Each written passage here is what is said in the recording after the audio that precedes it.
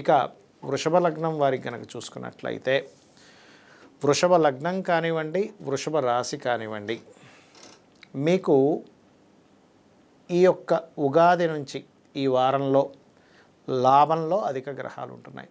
ఎప్పుడైతే లాభంలో అధిక గ్రహాలు ఉంటున్నాయో చాలా విషయాలు లాభసాటిగా ఉంటుంది. కాకపోతే ఈ 2వ స్థానంలో ఉండేటువంటి కుజుడు 3వ తేదీ నుంచి నీచ పొందుతున్నాడు. కాబట్టి ఏదైనా వివాహ సంబంధించిన విషయాలు ముఖ్యంగా 3వ తేదీ నుంచి చూసుకున్నట్లయితే కాస్త మీరు ఏదైనా మదుపు పెట్టేటువంటి విషయంలోనే అగ్రిమెంట్ రాసుకునేటువంటి విషయంలో కొంచెం జాగ్రత్తగా ఉండండి. 4వ స్థానంలో ఉన్నటువంటి రవి లాభాలను ఇస్తాడు. కాకపోతే అక్కడ శత్రుగ్రహాలతో ఉన్నాడు 4వ అధిపతి.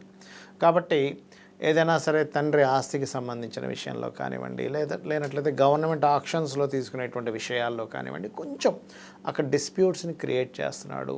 తీసుకునే నిర్ణయాల విషయంలో కొంచెం జాగ్రత్తగా ఉండండి. సంతానాన్ని వేరే ప్రాంతానికి పంపించాలి, అక్కడ వేరే దగ్గర ఉంచాలనేటువంటి ప్రయత్నాలు చేస్తూ ఉంటారు.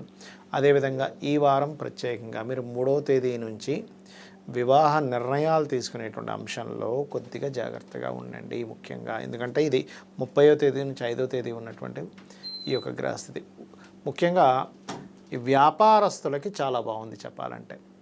వ్యాపార రంగాల్లో ఉండేటువంటి వారికి మరియు అదేవిధంగా గమనించుకున్నట్లయితే ఇక్కడ రుణాల కోసం చేసే ప్రయత్నాలు ఫలిస్తాయి. హోమ్ లోన్స్, ఇల్లు కట్టుకుందామని చెప్పి ఇల్లు కోసం రుణం తీసుకునేటువంటి వారికి అనుకూలమైనటువంటి వాతావరణం ఉంది. గవర్నమెంట్ నుంచి ప్రభుత్వ రుణాలు ఉంటాయి, అటువంటివి లభించడానికి చాలా చాలా యోగ్యవంతంగా ఉంది. రుణము తీర్చుకునేటువంటి యోగం కూడా నడుస్తుంది చెప్పాలంటే ఇక్కడ. కాబట్టి ఈ రుణ సంబంధించినటువంటి విషయాల్లో, రుణం తీర్చేటువంటి విషయాలు, రుణ సంబంధించినటువంటి విషయాల్లో అనుకూలత ఇవన్నీ కూడా ఏర్పడుతున్నాయి. ఇక మీరు నిత్యము చేయవలసినటువంటి దేవతారాధన గణపతి యొక్క ఆరాధన ఎక్కువగా చేయండి, విష్ణువు యొక్క ఆరాధన ఎక్కువగా చేయండి. మీరు ఎంత గణపతిని విష్ణువుని ఎంత ఆరాధిస్తుంటే అంత బాగుంటుంది. ముఖ్యంగా రాజకీయ నాయకులు రాజకీయ సంబంధించిన విషయాల్లో నిర్ణయాలు తీసుకునేటువంటి అంశంలోని మరియు అదేవిధంగా గమనించుకున్నట్లయితే ఇక్కడ సంతాన సంబంధించిన విషయంలోని కొత్తగా ఎవరితోనైనా ఫ్రెండ్షిప్స్ అయ్యేటప్పుడు ఆ కొత్తగా స్నేహితులుగా ఏర్పడినటువంటి అంశాల్లో కొంత జాగ్రత్తగా ఉండాలి. ఇక మీరు నిత్యము గణపతి ఆరాధన చేసుకోవడము, కేతు గ్రహం దగ్గర దీపారాధన కనుక చేసినట్లయితే అన్ని విధాల మీకు బాగుంటుంది.